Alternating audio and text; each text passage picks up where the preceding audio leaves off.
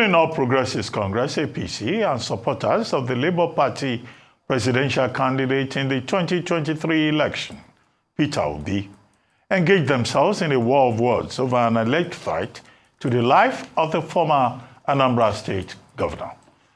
This emanated from Peter Obi's New Year's message, where he criticized some of the federal government's policies and also the security situation in Nigeria. Responding to Peter Obi's new message, the National Publicity Secretary of the All Progressives Congress, Felix Morka, accused the Labour Party presidential candidate of peddling falsehoods, inciting Nigerians against the APC-led administration, and continued by saying, and we quote, "Mr. Obi has crossed the line so many times. I think that at this point, he has coming to him whatever he gets. He should manage it." Mr. Obi is shooting from the hip. He's not looking, he's not taking an aim. He just, shoots widely like, what we used to see in movies back in the day, in the Wild Wild West. He is not being rational. He's absolutely irrational in his thinking and in his public commentary for a man who was governor for 8 years, who left nothing to remember in Anambra State by way of a legacy or transformation. But all of a sudden, he served as governor 8 years. He didn't have the wisdom or the smarts to change Anambra State, to make Anambra the beacon, that example of, governance in the country. But then, he runs for president, in 2023.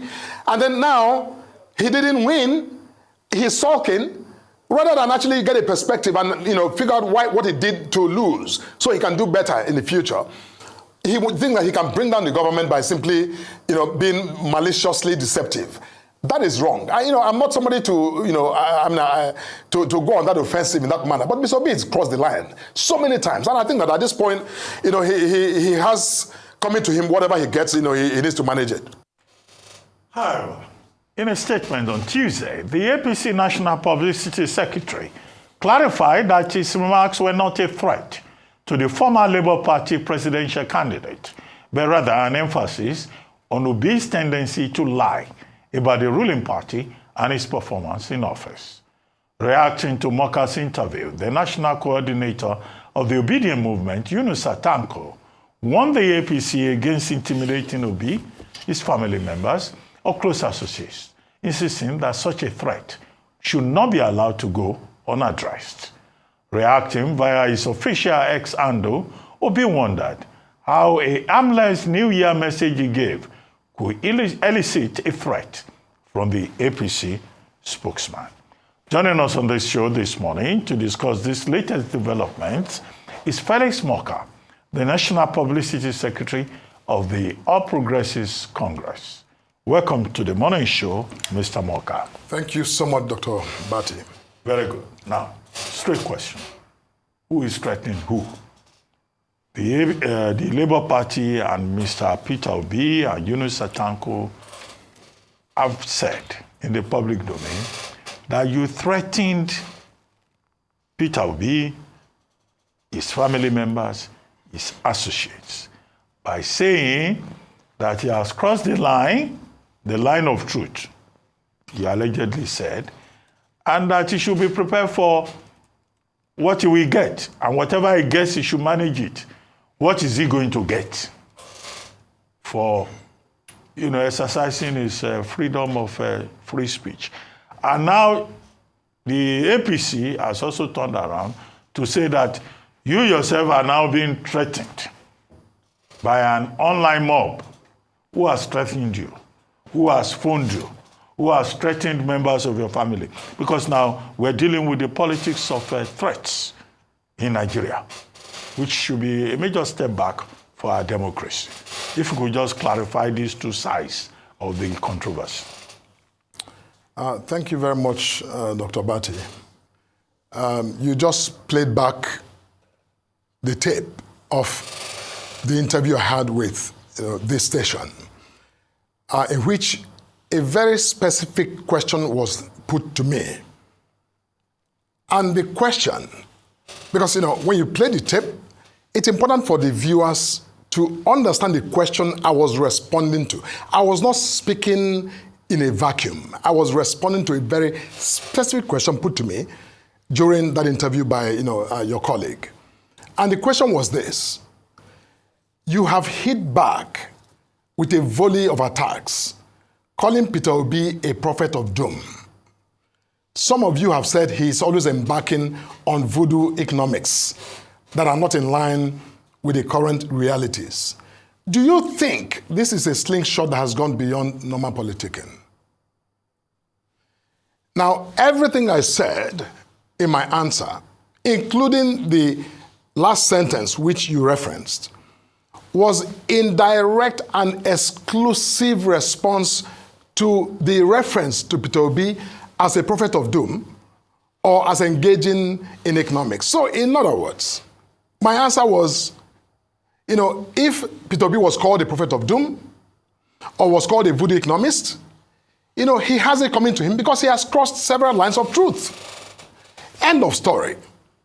End of story. There's nothing else to suggest in those words that I said in the moment of an interview that, saying Peter Obi has been, speaking a lot of, falsehood, quite frankly. He says he has received death threats. From who exactly? Could it be that your statement, it was a form of incitement, to pro-Tinubu, pro-administration persons? No. You see, he who alleges must prove. If Peter Obi says anyone threatened him, he must, beyond just saying, I've been threatened, Peter Obi, I think he, for a man in his standing, he should adduce or, supply some evidence of those who threaten him.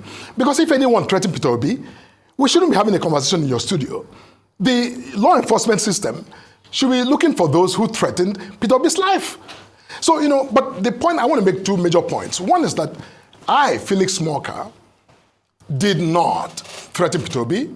Nothing I said in that interview begins to even suggest remotely that, Peter Obi, I was asking anything other than saying to the man who was asking me a question, he said, you guys are calling him prophet of doom or, voodoo economist.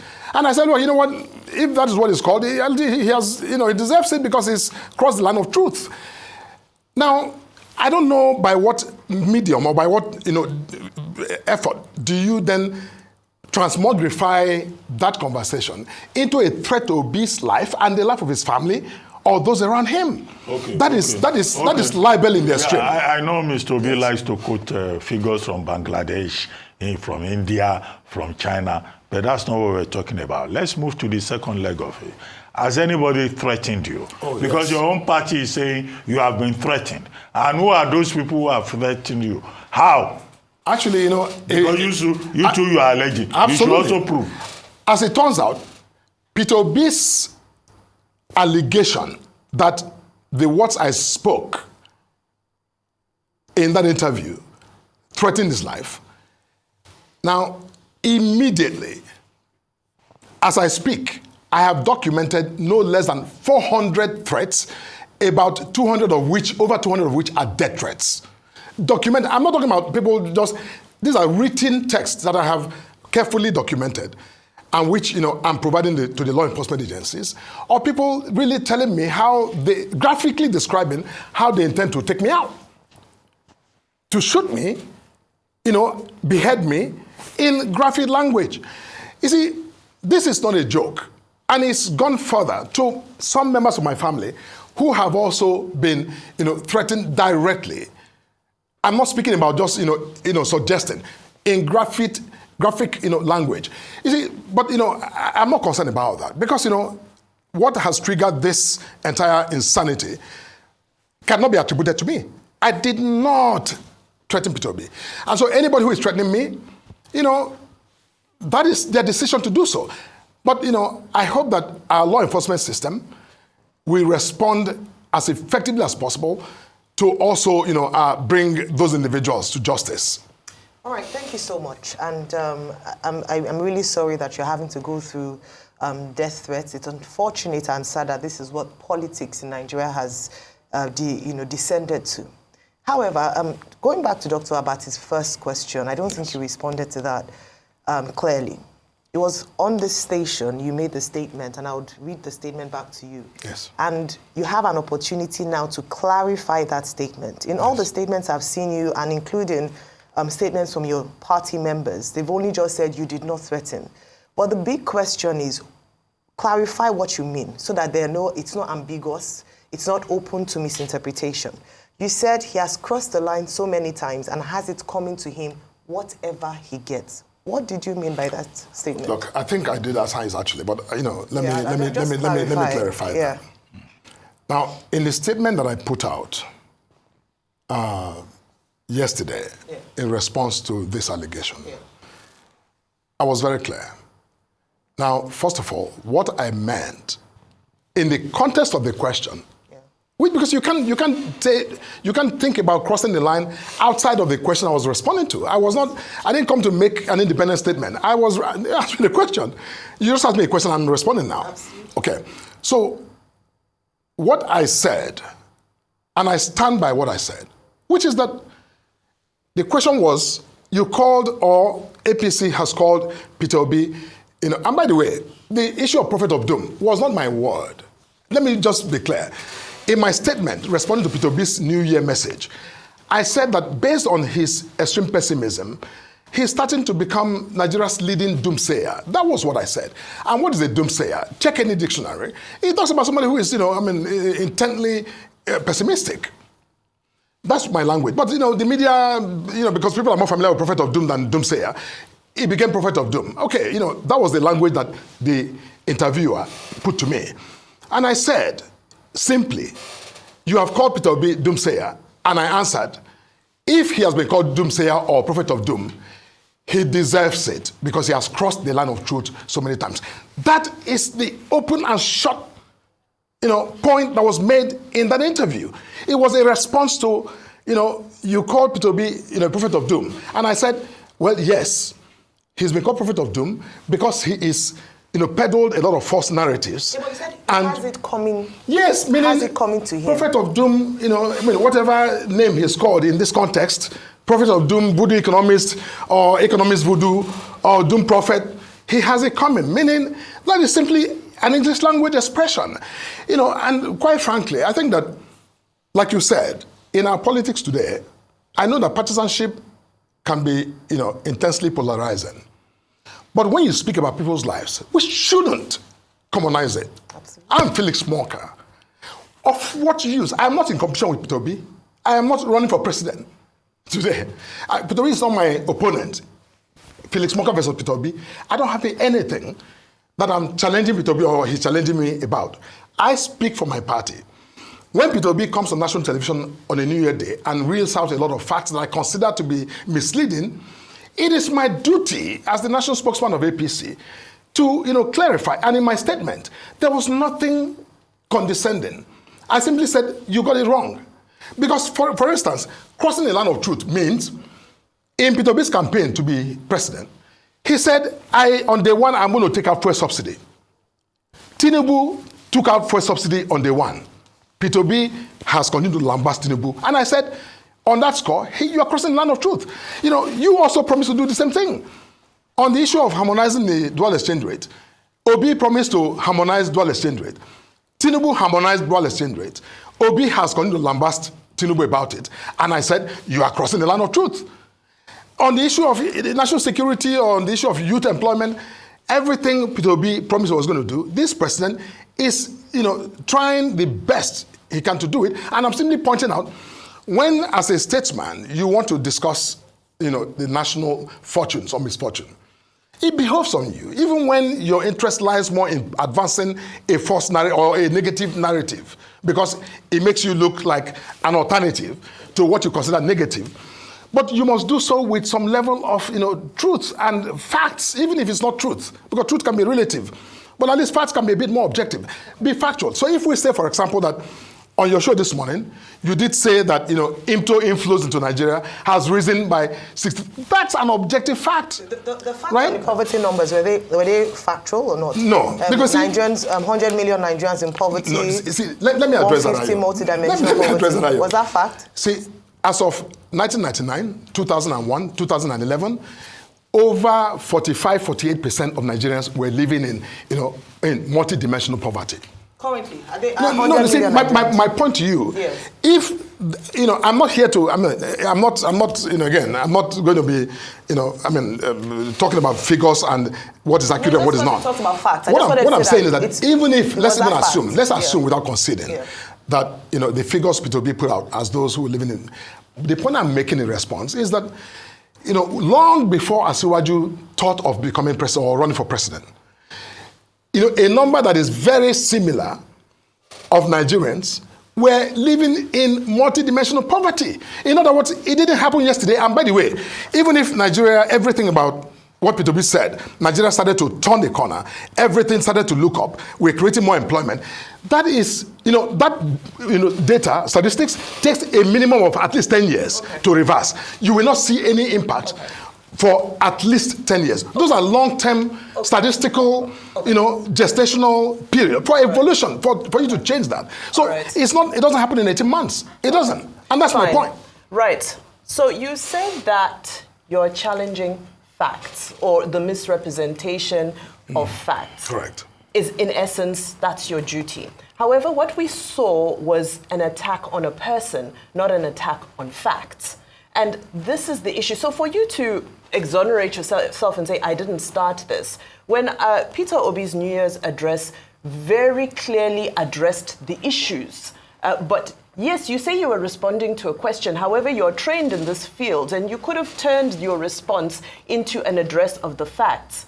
My question to you is, why are we seeing this culture of toxic rhetoric from the spokespeople of this administration, not just from yourself, there's several of you who, who speak on behalf of this administration. Last time it was Olusegun Obasanjo who was told that, he's not even a worthy statesman to make this kind of statement on another issue. Another opportunity, it's Atiku Abubakar. Who is he to say all of this? He doesn't know what he's talking about. Why is there a culture of attacking the messenger as opposed to just dealing with the data? No, I think you're getting this slightly wrong, if I must say. Now, if you read my statement in response to Peter Obi's statement, it had nothing but laying out those indicators of progress that I spoke about. That's it, Mr. B. While it's okay for you to see the economy and see Nigeria from your own, lens, it's important that you recognize certain objective, facts. For instance, in your studio here this morning, you did put out some information.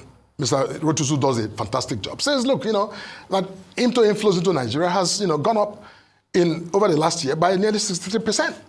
That is a fact. So, in other words, if I am, trying to speak to the economy and that issue, I will acknowledge that, look, while this is going on, there's a whole lot more to be done. Now, to say that everything is becoming worse by the day, that is factually incorrect. Now, let me say this. In my statement, from the beginning of my statement to the end of my statement, it was all about facts. The first paragraph was where I acknowledged what Peter Obi said. Otherwise, I simply gave examples of what I thought were positive indications that the policies of this government were moving in the right direction. Is he not entitled to sharing his own experience? No, see, his experience are that things are getting worse. Is he not entitled to sharing the truth of his reality? He is. Why do we attack people for sharing their reality? Peter Obi is entitled to share his, understanding and his views and his own, if you say his reality, that's fine. But look, what I'm saying is that when Mr. Obi, when the president or the government puts out, its own record, and Peter Obi feels entitled, as you are suggesting, and I agree with you, that every Nigerian has a right to form their own opinion and, speak to it, no problem. But if Mr. Obi is entitled to speak his opinion to the president's or the government's own, narrative, what stops anybody else, including Felix Morka, under our constitution, the liberty to also say to Peter Obi, just like he is saying to the president and to the government, that you are not doing the right thing? What stops me in my own exercise of my constitutional freedom to say to Mr. Obi, actually, in your own pushback, your narrative, you are actually also getting it wrong. You see, I'm a human rights lawyer. human rights and this entitlement to free speech is available to all of us. It's not exclusive to Mr. Obi or to me or to you or to Dr. Bati. It's available to all of us as human beings, as citizens. So when Mr. Obi, critiques a position of government or a record of government, Mr. Obi should, also be calm when others critique his own narrative, because, these are competing narratives, and we're in a political society where competing narratives are, people who are listening, we choose. What do I believe? Do I believe that things are getting better, or do I believe that things are getting worse? Okay, but that competition is a necessary aspect of a democracy, and the right to challenge each of the narratives is also a concomitant, right that we possess as citizens. Look, I get your point about the right to free speech and how no right under Chapter 4 of the Constitution is absolute. Your right begins where my own stops. That's clear enough. But two quick things. Now, LP, Labour Party, and APC are the ones fighting now. But are you aware that the PDP presidential candidate, Waziri Adamawa Atiku Abubakar, has also intervened in this matter? And he specifically accuses the APC administration of trying to stifle the voice of the opposition. And that the words you use in criticizing Mr. Peter Obi were derogatory, inflammatory, and, such words, he says, should not be used in decent community. That is Atiku Abubakar of the People's Democratic Party. So it's not just about Labour Party versus APC. It's not just about Felix Morka versus Peter Obi. And then the second leg of it, and I need you to pay attention to this. You said that Mr. Peter Obi is sponsoring a mob of reckless people who are defaming people, attacking people, bullying people, threatening people on social media and everywhere. A headless mob of bullies. Are you referring to the obedience? And I would like you to comment further on that characterization of this mob that you say Peter Obi is sponsoring. And now that mob poses a threat to the administration and to society. Thank you. As for the former vice president and his,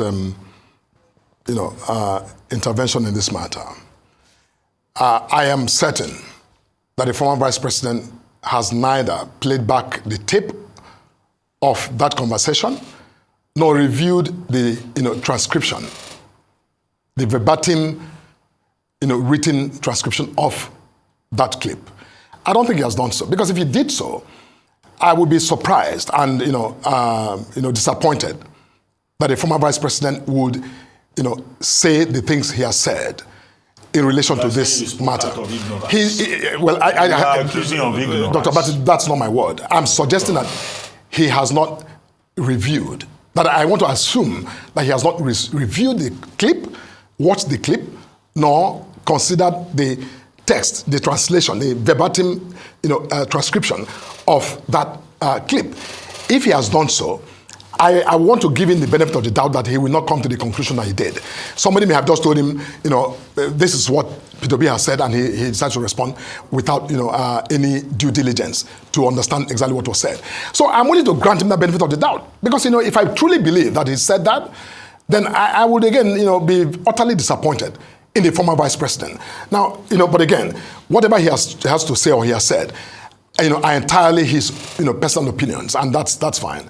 Now, on the second part of your question, yes, I have been threatened by those who, even in the messages, profess loyalty to Peter Obi, who has said to me directly that, this, what you've said, we believe constitutes a threat to Peter Obi's life.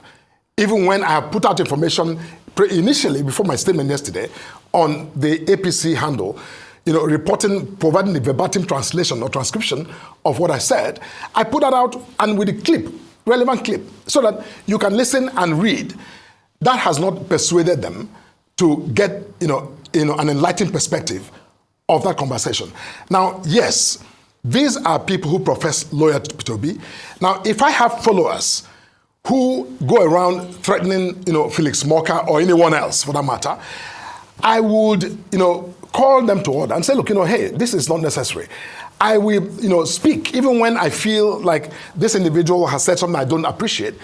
I would still say to them, do not do this. But, so far, Peter Obi was quick to, claim that my words threatened his life and that of his family falsely, according to me.